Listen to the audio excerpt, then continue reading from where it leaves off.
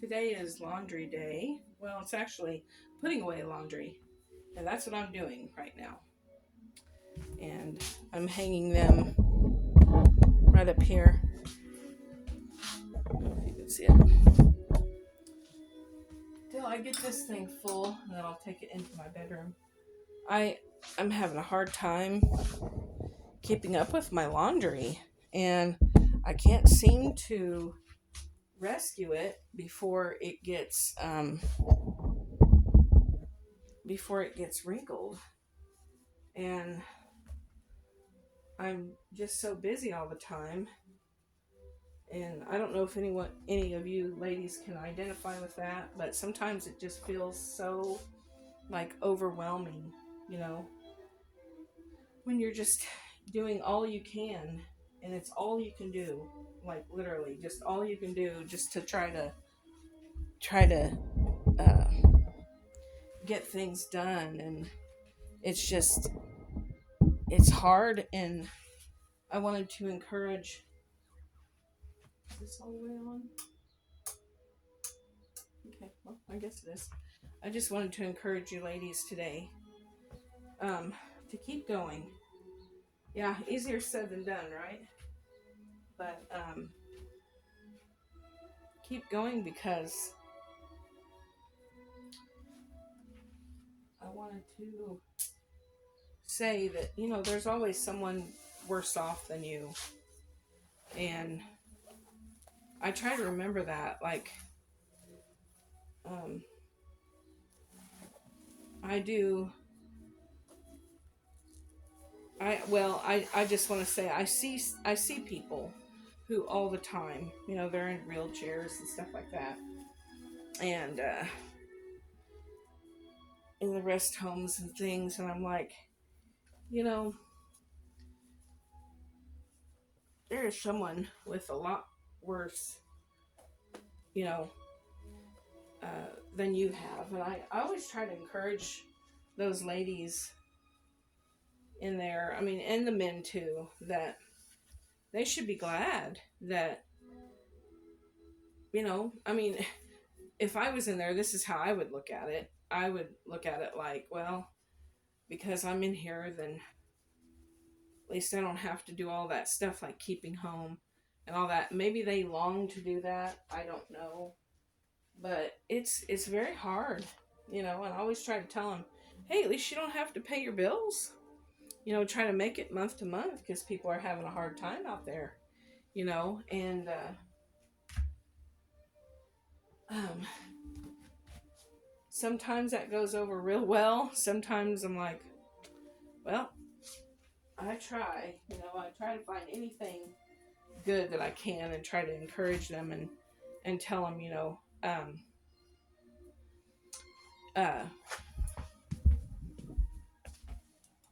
when and these things are not working out. These little, let me show you, not working out at all. Things I laid down, see how it's flapped up in the corner? I don't like it. So I'm moving them apart from each other. I don't even know if I'll use that one. I'm getting to where I just don't even like um, carpet. And I don't know if any of you guys feel the same way, but sometimes I just don't even like the carpet. And it just makes things, it's like one extra thing to do, like it just makes things so stinking hard. And I'm like, yeah, I'm just like, wanting to simplify. And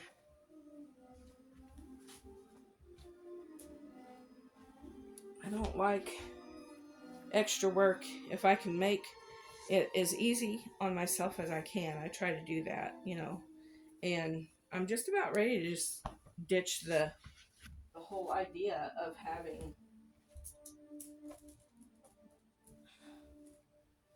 having carpets at all.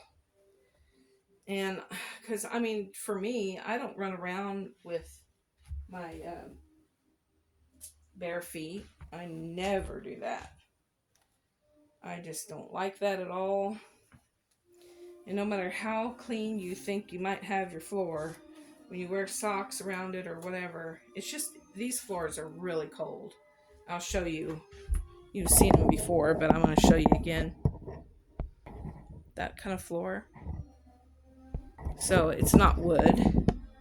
It's something else. I'm not even sure what it is, really. I have no idea. But it is not wood. So it is extremely cold. Wood's probably cold too, but they're just, hey, I'm grateful. I have a floor that's not dirt or whatever. I mean, count your blessings, right? But anyway, I am so I'm just like trying so hard to get everything decluttered, and that can be overwhelming too sometimes, because you can feel like, man, am I making a difference at all? And there's so much, like, especially if it's accumulated your whole life. Like, with me and my husband, I've been married 26 years. So that means I've spent more time being married to my husband than I did at home, living with my dad and then my friend's family. And and that's good. That's normal. I didn't have family growing up. My friend's family was my family, but I wasn't really like, they didn't, I mean, I just felt like, I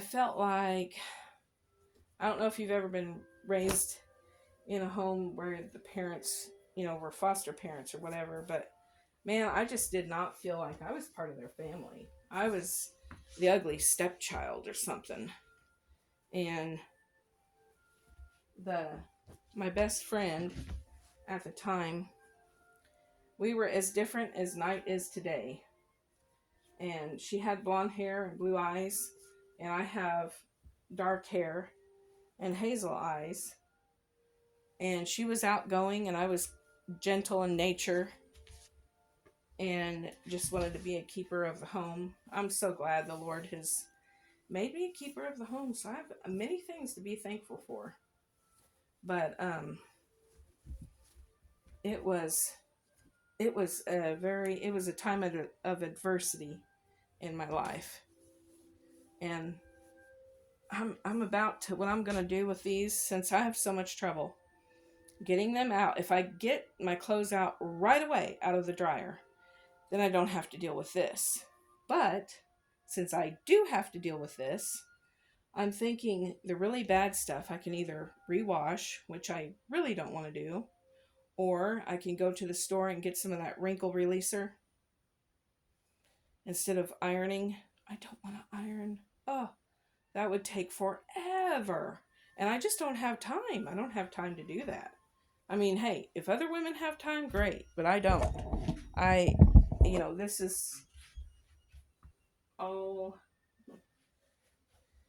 is all basically on me. My husband does help me when he can, and he's been having a lot of good days. Oh, I'm getting so sick of that. The carpet's about ready to go bye-bye. I keep catching it on my feet. And these are washable. I love that about them. I love that they were washable. But anyway, so yeah, it can be so overwhelming at times. But I've been trying to, I'll show you what I'm doing. This. I have things wrote down: wash, rug, and bathroom, and blanket and sheet on the door. Because in the wintertime, we had a blanket on our door. And then I had a rolled up sheet on the bottom because it would just blow through. And these places, like, the last time they were winterized was years and years and years ago. But hey, this is the housing authority. This is what you live with. You just make the best of what you can. And sweep living room, which my vacuum is at my daughter's house, so bless her heart, she's got carpet pretty much throughout, so she definitely needs it. I can sweep these off and go and dust them outside and stuff. So I still haven't put the slip covers on my couch because we've been running errands, and then yesterday we went to the doctor, and he couldn't get to see the doctor because the doctor got sick, and put away clothes, which I'm going to do now, and organize the house. So that's what I'm going to try to get done today. And I have been trying to be more, what do you call it? I've been trying to be careful with my time and not spend time on my phone until at night. And that's after I get done praying. And so I try not to do that during the day. And if I want to listen to something, like if I use my phone at all and I'm working, I try to listen to something that I wouldn't normally listen to at night. Like if it's a ministry or something like that. Boy, that was not done well. I'm a perfectionist too, so that makes it really hard. Like, I want everything in its place and a place for everything. And it's not realistic. Not all the time. So that just means I got to get rid of a lot of stuff. And, like I said, it doesn't happen overnight. We don't get all piled up overnight. And, you have to just take a task at a time. And like this, I had on this is actually a sham, but I don't care. I do what I want. So I use this on my chair, on the bottom part. And I want to put all my stuff that was for fall and just have it in a bag, or not a bag, maybe a box or something. Store it away and put it up till I need it. And because things are not like, I'm storing 2 of my friends' books. No, they're not books. They're family heirlooms. 2 big boxes in my closet, and I'd like to use this closet. Here, I'll show you. I'm gonna reveal y'all. Okay. Here it is. See, there's one box, and then underneath that, where behind the other little box, is another box, and those are hers. And now she lives in Washington, and I'm like, oh, I need my space. So I've got to talk to her yet. Bless her heart, she works nights, so that would be very hard too. And she has 4 children, and she's just such a good friend that I'm just telling you, my husband probably wouldn't like that if I showed y'all his underwear, so don't tell him I did that. Anyway, definitely ain't showing you Big Mama's underwear. Anyway, yeah, she went through a hard time. We met her a couple of years ago, and you know how it is with some people, you just click. Well, that's how me and her were. We just clicked. Like, I think she was more like me than I realized at the time, until afterward when she went away, and I was like, "Aw."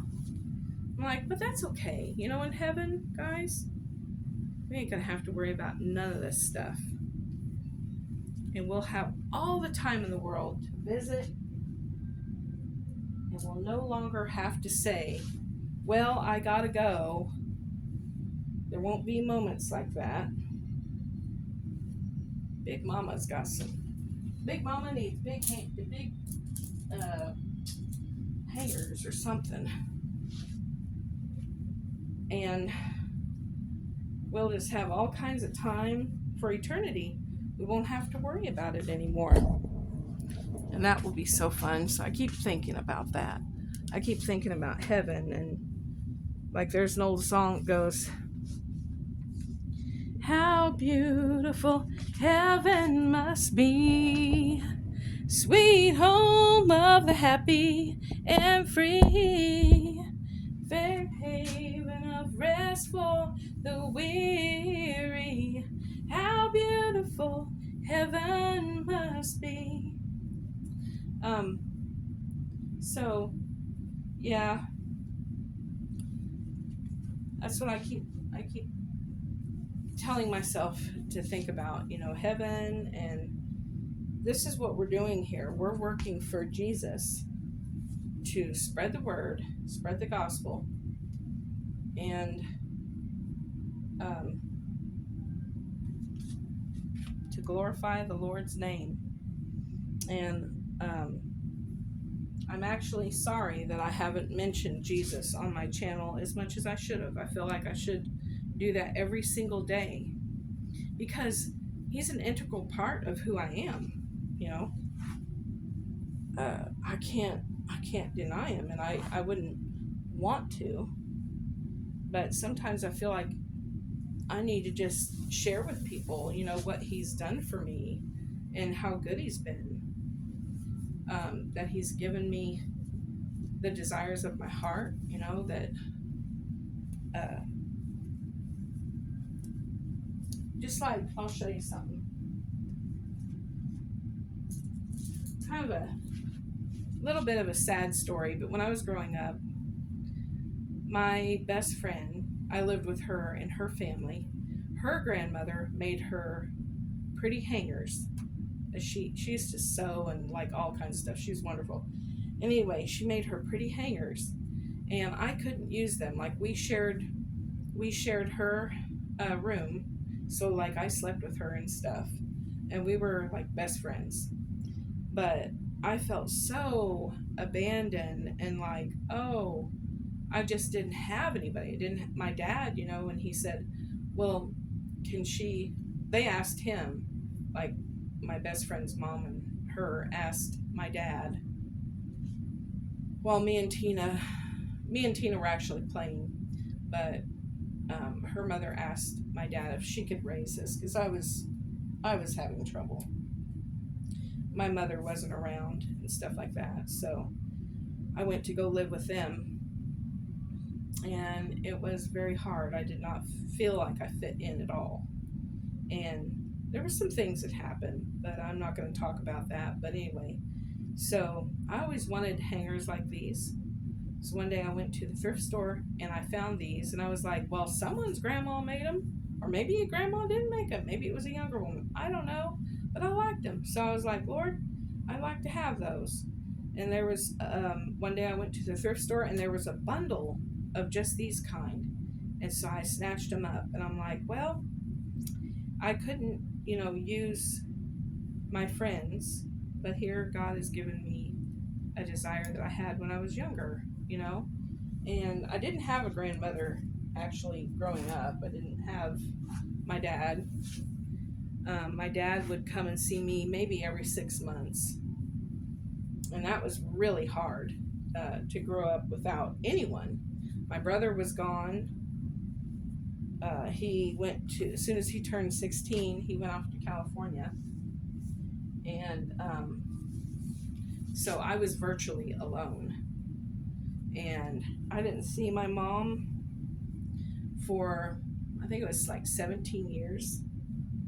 And when I did see her, she came to the house where I was living and stuff. And I got to sit and visit with my mom. And I couldn't tell her anything because the woman that raised me, she was always with me. And so I didn't feel like I could, share what was really going on in my life and stuff. So I didn't get to really connect with my mother, and she was only there for a couple days. But even though I wasn't around my mom, whoops, no, I'm hanging that up. What am I doing? I wasn't around my mom. I found out that, even though she didn't raise me, like, I think I was 8. I was 8.5 when we left Texas, where my mom and dad lived. And my dad said, now, you kids, you can go with me, and we're going to come back and we're going to see your mom. Well, that turned out to be a total lie. We did not come back to see my mom. And my mom wrote letters and everything to us, and my dad hid them. And I never did find him when he went to the rest home. And when I think about that, it's like, wow. I mean, there was so much of his stuff. I wished I had kept everything he wrote, and like went through it, to see if I could find those letters. But now she's gone, and I know that I'll see her in heaven. And it's all gonna be all right, and so, tragic stories happen all the time. There's all kinds of people with tragic lives. And I made it through because of God. God got me through that. And so I just want to tell you, God can get you through. These are going to be my new bathroom curtains. And maybe be in another video. But anyhow, God can get you through even the most traumatic things in your life. And he can make a way where there seems to be no way. And I know he's done that for me when I had like no father, no mother, no sister. Like, I have a sister named Joyce, and she's a wonderful sister. She took care of me like a mother. But anyway, when I didn't have no one, I had God. And all I ever wanted was a family, and God gave me a family. It's not a perfect family. My daughters are both unbelievers. But that's okay. This mama's praying for them. And if they knew how hard we were praying for them, they'd just give up. Because God's going to win. So praise the Lord. We don't have nothing to worry about. We need to trust in the Lord. And I want to end this with one thing. I want to show you something. So, in today's reading, we read the Bible before my husband went to do a little job. Let's see. It's in the Brit Hadashah. That's the New Testament. And we read 11. And it says, okay, here it is. This is the devotion for the morning, okay? It says, in the morning, as the Talmudim passed by, they saw the fig tree withered all the way to its roots. Kepha, which means Peter, remembered and said to Yeshua. Yeshua means the salvation of God in Hebrew. So we'll just say Yeshua, Jesus. Rabbi, look, the fig tree that you cursed has dried up. He responded, have the kind of trust that comes from God. Yes, I tell you that whoever does not doubt in his heart, but trust that what he says will happen, can say to this mountain, go and throw yourself into the sea, and it will be done for him. Therefore, I tell you, whatever you ask for in prayer, trust that you are receiving it, and it will be yours. I've been praying for God to break the curse of poverty. It's been on our life for as long as I can remember. My grandmother, my dad's family, so poor she had to give my dad up to be adopted. And I'm believing God that he will. I'm not going to just say this in passing. I'm going to say he will break the chains of poverty. Not that I want to be richy rich, but that I want to be a blessing. I want to be blessed so I can bless others. And that's my heart. And I know that's his heart. And so that's where I just want to be that way. I want to live the rest of my life wondering every day, who can I bless, Lord? Who can I bless? To have enough like that. And I believe the Lord's going to do it. And you believe it too. Speak it over your life. The power of the tongue is real. I'm telling you, it is real. So I'm speaking life over my family. My children will come into the kingdom. The chains of poverty will be broken in my life. And I will be blessed. And the Lord is good and He'll do it. And I have faith that the Lord will do it. I mean, He's shown me signs already. He's given me dreams about my children and stuff. And I'm like, thank you, Lord. Thank you, Lord. So He will give, if you delight yourself in the Lord, He'll give you the desires of your heart. So just go with that today. Delight yourself in the Lord. Do what you got to do each day. Throw yourself into your work like the Proverbs woman. And have a blessed day. And I love you guys with all my heart. And I want you all to be blessed today. And I thank you for listening. And please like, share, and subscribe. I really appreciate it. Thank you so much. Bye-bye.